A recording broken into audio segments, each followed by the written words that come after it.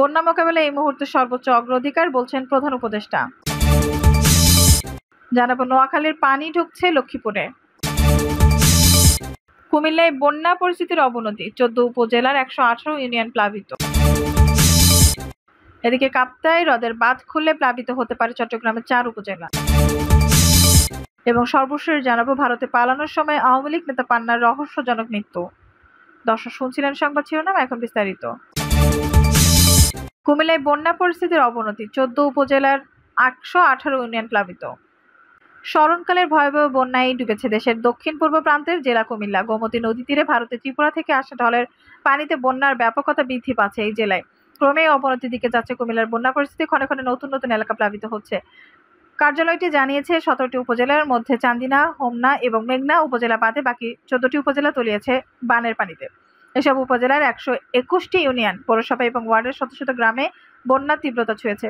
সরকারি হিসেবে জেলার মোট 7,93,142 জন ক্ষতিগ্রস্ত হলেও বেসরকারি হিসেবে তা 10 লাখের কাছাকাছি। চলমান বন্যায় জেলায় মোট 1,63,428টি পরিবার ক্ষতিগ্রস্ত হয়েছে।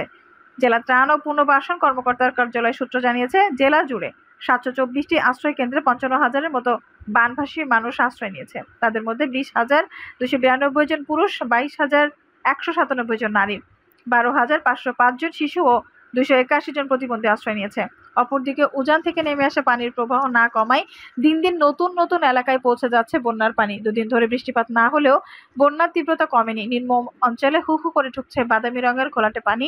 পানি উন্নয়ন বোর্ড জানিয়েছে, গোমতীর পানি এখনো বিপদসীমার বেশ উপরে প্রবাহিত হচ্ছে। শনিবার সন্ধ্যা 7টায় গোমতীর পানি বিপদসীমার 92 সেন্টিমিটার উপর দিয়ে প্রবাহিত হচ্ছে।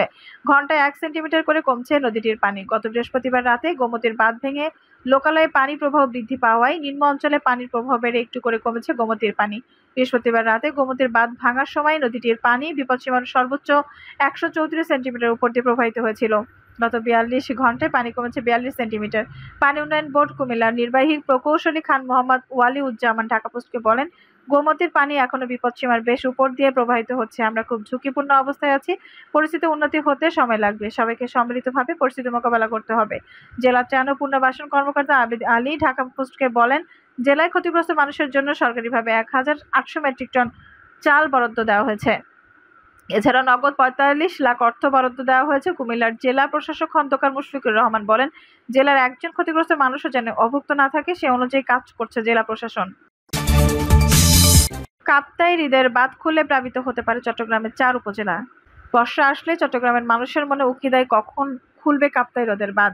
কারণ এই বাঁধের পানি ছাড়লেই ডুবে যায় চট্টগ্রামের বিস্তীর্ণ জনপদ। বাঁধের ফটক খুলে দিলে প্লাবিত হওয়ার সম্ভাবনা রয়েছে চট্টগ্রামের 4 উপজেলায়। এতে পানিবন্দী হতে পারে প্রায় 15.5 লাখ মানুষ। কাপ্তাই হ্রদের পানি বেড়ে যাওয়ার শনিবার 24 আগস্ট কর্ণফুলী জল বিদ্যুৎ কেন্দ্রের 16টি স্পিলওয়ে এর গেট খুলে দেওয়ার সিদ্ধান্ত নিয়েছে জল বিদ্যুৎ কেন্দ্র কর্তৃপক্ষ। প্রতিটি গেট 6 ইঞ্চি করে 16টি গেট দিয়ে ছাড়া হবে পানি। এতে পানি নিষ্কাশন করা হবে প্রতি সেকেন্ডে 9,000 কিউসেক। এছাড়া বৃষ্টিতে পানি আরও বাড়লে স্পিলওয়ের গেট খোলার পরিমাণ আরও বাড়তে পারে বলে জানায় প্রতিষ্ঠানটি। বিশেষজ্ঞদের মতে, কাপ্তাই হ্রদের পানি ছাড়লে চট্টগ্রামের রাঙ্গুনিয়া, রাউজান, বোয়ালখালী, হাটহাজারী উপজেলার সড়ক, ঘরবাড়ি, ফসলি জমি ও পুকুর ডুবে ব্যাপক ক্ষতি হতে পারে। কারণ প্রতিদিনই 2 বার করে জোয়ার ভাটা হয় সাগরে।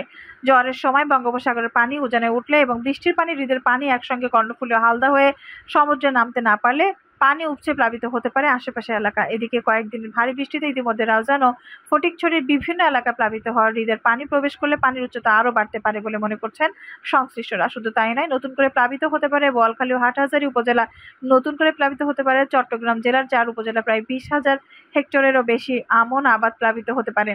নদী গবেষক ডক্টর শফিকুল ইসলাম বাংলা নিউজকে বলেন, গত কয়েকদিনে বৃষ্টিপাতে অনেক জায়গায় বেড়ি বাঁধ ভেঙে হালদার পানি, হাটহাজারী, রাউজান সহ বিভিন্ন এলাকায় পানি প্রবেশ করেছে। এখন নতুন করে কাপ্তাই বাঁধ ছাড়লে নতুন করে আরও অনেক এলাকা প্লাবিত হতে পারে। এতে মানুষ পানিবন্দী হওয়ার পাশাপাশি মাছের ঘের, ফসলি জমিও ক্ষতিগ্রস্ত হওয়ার সম্ভাবনা রয়েছে। তবে রাত 10টার পানি ছাড়ার সম্ভাব্য সময় হলেও থাকলেও হ্রদের নির্ধারিত পরিমাণ পানি পূর্ণ হওয়া সাপেক্ষ গেট খোলা হবে জানিয়েছেন বিদ্যুৎ কেন্দ্র কর্তৃপক্ষ। কাপ্তাই পানি বিদ্যুৎ কেন্দ্রের ব্যবস্থাপক ডক্টর এম আব্দুল জাহের জানান, পানি ছাড়ার ক্ষেত্রে সাধারণত ভাটার সময় ছাড়তে চেষ্টা করি। এতে ভাটির টানে পানি যাতে সহজে নেমে যেতে পারে। তবে যখনই পানি ধারণ ক্ষমতার বেশি হয়ে যায় তখনই পানি ছাড়তে হয়। আমরা এরই মধ্যে সতর্কতা জারি করেছি। নোয়াখালীর পানি ঢুকছে লক্ষ্মীপুরে। নোয়াখালীর পানি ঢুকে পড়েছে লক্ষ্মীপুরে। এতে জেলার সদর উপজেলার পূর্বাঞ্চলের বেশিরভাগ এলাকার মানুষ পানিবন্দী হয়ে পড়েছেন। নতুন করে নির্মাঞ্চল সহ বিভিন্ন গ্রাম প্লাবিত হচ্ছে। আজ মেঘনা নদীতে জোয়ারের সময় কিছু পানি ঢুকলেও পরে কমতে থাকে। জেলার বিভিন্ন স্থানে দুপুরে তীব্র রোদ দেখা যায়, তবে বিকেল থেকে পাশের জেলা নোয়াখালীর পানির চাপ বেড়েছে। লক্ষ্মীপুরের সন্ধ্যায় জেলায় প্রশাসন সূত্র জানিয়েছে, ভারী বর্ষণ ও জোয়ারের কারণে এখন পর্যন্ত জেলায় 6,57,000 মানুষ পানিবন্দী। তাদের জন্য জেলা প্রশাসন 395 মেট্রিক টন চাল ও 10 লাখ টাকা বরাদ্দ দেওয়া হয়েছে। এছাড়া স্থায়ী অস্থায়ী 189টি সাইক্লোন শেল্টারে শুকনো খাবার বিতরণ করা হচ্ছে। খোঁজ নিয়ে জানা গেছে, নোয়াখালীর পানির চাপে ঢেউ পড়েছে চন্দ্রগঞ্জ, চরশাহী, দিঘলি, হাজিরপাড়া, দত্তপাড়া, মন্দিরী, কুশাখালী, তেজগাঁওয়ারীগঞ্জ সহ কয়েকটি ইউনিয়নে। এসব এলাকায় ভারী বর্ষণের পানির সঙ্গে যোগ হচ্ছে নোয়াখালী থেকে আসা পানি। চারদিকে পানি থই থই করছে। অনেক এলাকায় কোমর সমান পানি রয়েছে। ঘরবাড়ির ভেতরেও পানি। লক্ষ্মীপুর সদরের রহমত খালি খান, রামগতি, কমলনগরের ভুলুইয়া নদী, রামগঞ্জের ওয়াপদা, বীরেন্দ্রখাল, রায়পুরের ডাকাতিয়া নদী সহ বিভিন্ন স্থানে নদী খাল দখল করে মাছ চাষ, সেতু, কালভার্ট, রাস্তা, দোকানপাট সহ স্থাপনা নির্মাণ করায় ব্যাপক জলাবদ্ধতা দেখা দিয়েছে। জমা পানি নামতে বেগ পেতে হচ্ছে। দত্তপাড়া ইউনিয়ন পরিষদের মেম্বার মানসুর রশিদ বলেন, হঠাৎ করে আমাদের এলাকায় পানি বাড়ছে। এলাকায় দিনভর বৃষ্টি নেই। এগুলো নোয়াখালী থেকে আসা পানি। এতে মানুষের দুর্ভোগ, কষ্ট বাড়ছে। চরশাহী ইউনিয়ন পরিষদের চেয়ারম্যান জাহাঙ্গীর আলম রাজু জানান, নোয়াখালীর পাশে সীমানায় তার ইউনিয়ন। এতে নোয়াখালীর পানি চাপের দিকে আসছে। ঘরবাড়ির রাস্তাঘাটে এখন 2 থেকে 4 ফুট পানি। সদর উপজেলা প্রকল্প বাস্তবায়ন কর্মকর্তা পিআইইউ মোশাররফ হোসেন বলেন, বিভিন্ন স্থানে আশ্রয় নেওয়া মানুষের শুকনো খাবার বিতরণ করা হচ্ছে, তবে পানির কারণে চরশাহী সহ কিছু এলাকায় যাওয়া যাচ্ছে না। ক্ষতিগ্রস্তদের তালিকায় কাজ চলছে। তারা চাল সহ সরকারি সহায়তা পাবেন। সন্ধ্যায় কথা হয় লক্ষ্মীপুরের অতিরিক্ত জেলা প্রশাসক জেপি দেওয়ালের সঙ্গে। তিনি বলেন, নোয়াখালীর পানির চাপ লক্ষ্মীপুরে আসছে। এতে পানি কিছুটা বাড়ছে, তবে বৃষ্টি না থাকায় রায়পুর ও রামগঞ্জে পানি কমছে। আবহাওয়া ভালো থাকলে আগামী 2 দিনের মধ্যে পানি নেমে যাবে। বন্যা মোকাবেলায় এই মুহূর্তে সর্বোচ্চ অধিকার, বলছেন প্রধান উপদেষ্টা। অন্তর্বর্তী সরকারের প্রধান উপদেষ্টা অধ্যাপক ডক্টর মোহাম্মদ ইউনূস এই মুহূর্তে বন্যা মোকাবেলাকে সরকারের সর্বোচ্চ অগ্রাধিকার উল্লেখ করে বেসরকারি প্রতিষ্ঠান ও দেশব্যাপী বন্যা মোকাবেলায় সরকারের সঙ্গে একযোগে কাজ করার আহ্বান জানিয়েছেন। বন্যা পরিস্থিতি নিয়ে বেসরকারি উন্নয়ন সংস্থা, এনজিও প্রতিনিধির সঙ্গে এক বৈঠকে তিনি আহ্বান জানান। পরে প্রধান উপদেষ্টার প্রেস সচিব শফিকুল আলম বাসসকে এই তথ্য জানান। শফিকুল আলম জানান, প্রধান উপদেষ্টা বলেছেন, সরকার এই মুহূর্তে বন্যা মোকাবেলাকে সর্বোচ্চ অগ্রাধিকার দিচ্ছে।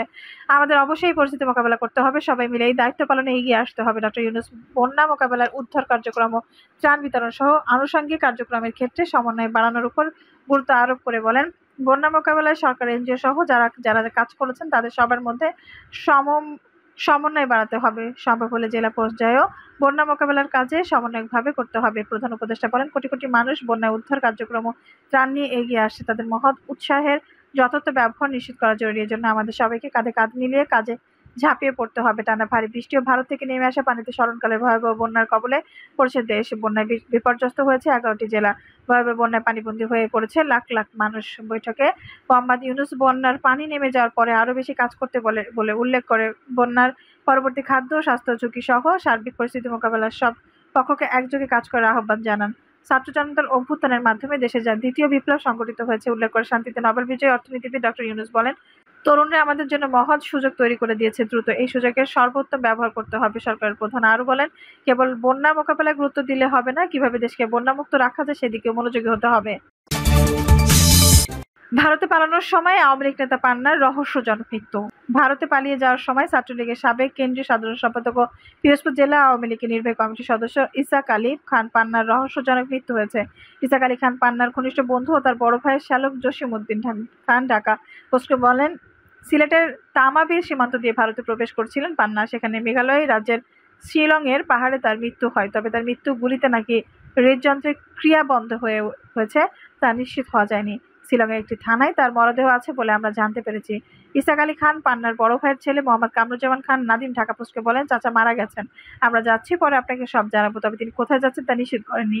নাম প্রকাশ না করার শর্তে স্থানীয় এক আওয়ামী লীগ নেতা জানান, ভারতে পালানোর সময় পান্নার সঙ্গে আওয়ামী লীগের ত্রাণ ও সমাজ কল্যাণ সম্পাদক আমিনুল ইসলাম আমিনুন ছিলেন। পান্না যখন স্ট্রোক করেন তখন ওই আওয়ামী লীগ নেতা তাকে ফেলে পালিয়ে যান। পরে বিএসএফ এর সদস্যরা তার মরদেহ উদ্ধার করেন। পান্নার আপন ভাগ্নে ও কাউখালী চিরাপাড় সাতুরিয়া ইউনিয়নের পরিষদের চেয়ারম্যান লাইকুজ্জামান মিন্টু জানান, ভারতের মেঘালয় রাজ্যে শিলংয়ে পাহাড় থেকে পা পিছলে পরে হৃদযন্ত্রের ক্রিয়া বন্ধ হয়ে তার মৃত্যু হয়েছে। সেখানে একটি থানায় তার মরদেহ আছে। তবে এ বিষয়ে সিলেটের গাইবানঘাট থানা পুলিশের ভারপ্রাপ্ত কর্মকর্তা শাহারুন রশিদ বলেন, এমন কোনো তথ্য আমাদের কাছে নেই। গত 5 আগস্ট শেখ হাসিনা পদত্যাগ করে দেশ ত্যাগের পর থেকেই আত্মগোপনে ছিলেন ইসাক আলী খান পান্না। 1994 সালের সম্মেলনে বাংলাদেশ ছাত্রলীগের সাধারণ সম্পাদক নির্বাচিত হন ইসহাক আলী পান্না। 2012 সালে আওয়ামী লীগের সম্মেলনের পর দলের কেন্দ্রীয় উপকমিটি সহ সম্পাদক এবং পরে বিভিন্ন উপকমিটি ও পিরোজপুর জেলা আওয়ামী লীগের সদস্য হয়েছিলেন তিনি। ইসহাক আলী খান পান্না পিরোজপুর বঙ্গবন্ধু শেখ মুজিবুর রহমান বিজ্ঞান ও প্রযুক্তি বিশ্ববিদ্যালয়ের সিন্ডিকেট সদস্য ছিলেন। 2008 সালের নির্বাচনে পিরোজপুর 2 আসন থেকে আওয়ামী লীগের মনোনয়ন পান পান্না। পরে 14 দলীয় জোটগত নির্বাচনের কারণে সরে যেতে হয় তাকে। পেশাগত জীবনে বীমা কোম্পানি ডায়মন্ড লাইফ